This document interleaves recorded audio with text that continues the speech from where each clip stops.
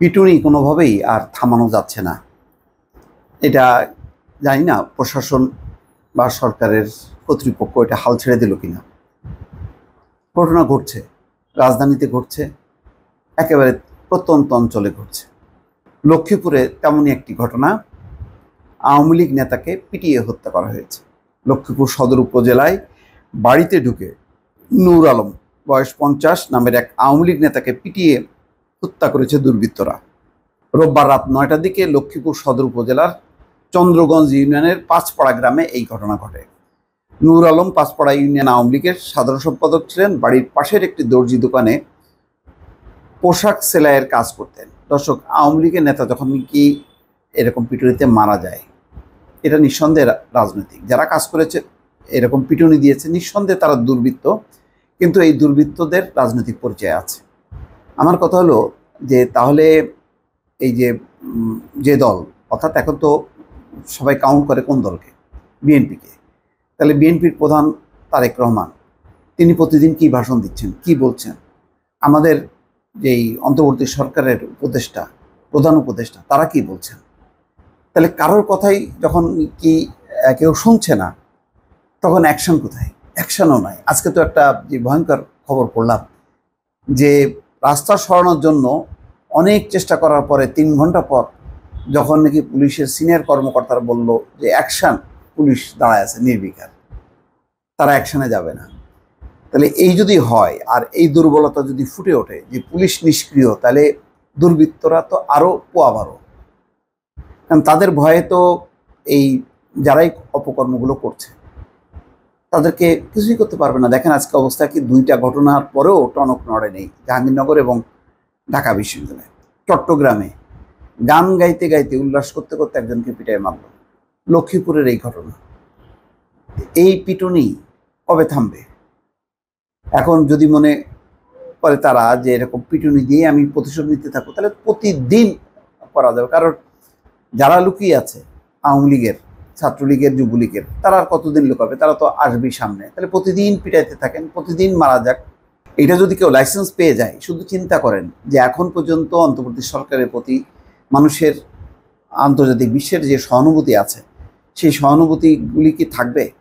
আমরা কি চুপ করে থাকবো? আমরা তো সর্বোচ্চ লেভেলে আমরা প্রতিবাদ করব। কেননা মানবাধিকার লঙ্ঘন কোনোভাবে এটা টলারেট করা যাবে না। আমরা আইনের শাসন চাই। আওয়ামী লীগের কাছেও তো আমাদের একই দাবি ছিল। তো সেই দাবিটা কি এখন আওয়ামী লীগ চলে গেছে বলে আমরা সেটা করব না? এখন এটা লিগাল? আমি এটার রাজনৈতিক কর্তৃপক্ষের কাছ থেকে আমি এটা জানতে চাই।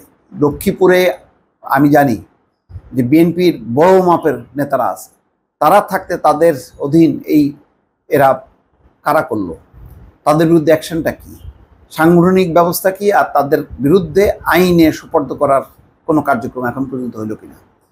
খুব নির্মম। দেখেন, ওই নিহত ব্যক্তির ছেলে বলছে যে সন্ধ্যার পর বাবা ঘরে ছিলেন, তার ফোনে খবর আসে লোকজন তাকে মারতে আসছে।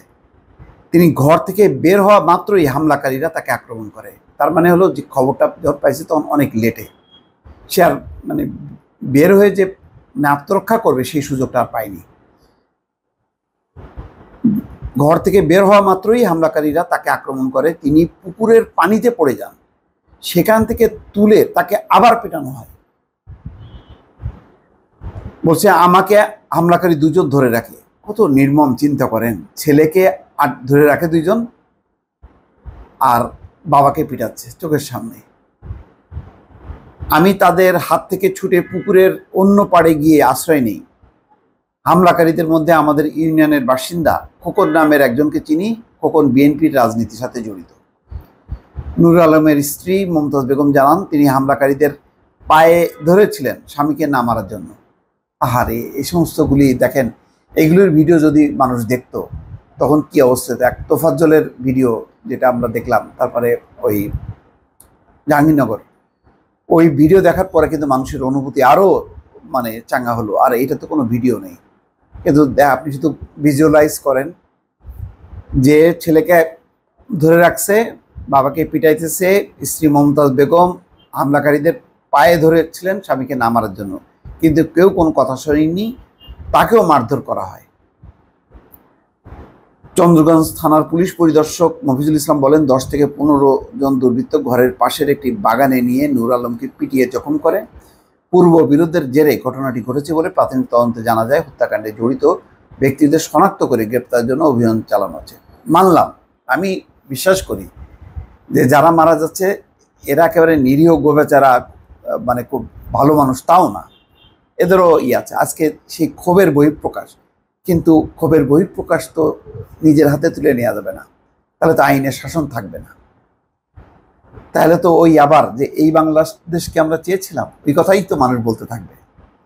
তাহলে এত আলোচনা সমালোচনা পরেও যদি এই ঘটনা ঘটতে থাকে তাহলে কিভাবে হবে?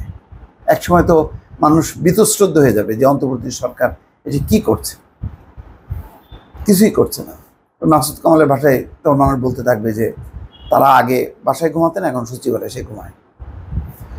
দর্শক ভালো থাকবেন, আল্লাহ হাফেজ।